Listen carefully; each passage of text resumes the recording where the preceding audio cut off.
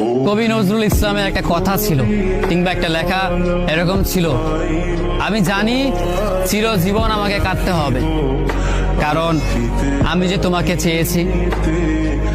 আসলেই আমি যে তাকে চেয়েছি এই জন্য আমাকে সারা জীবন কাটতে হবে, কারণ আমি তাকে কোনোদিন পাবো না, আর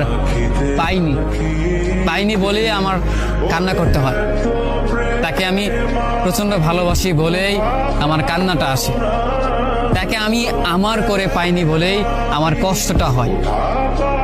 কবি নজরুল ইসলামের লেখাটা খুব দারুণ ছিল। আসলেই তাকে পাইনি বলে আমাকে সারা জীবন কান্না করতে হবে।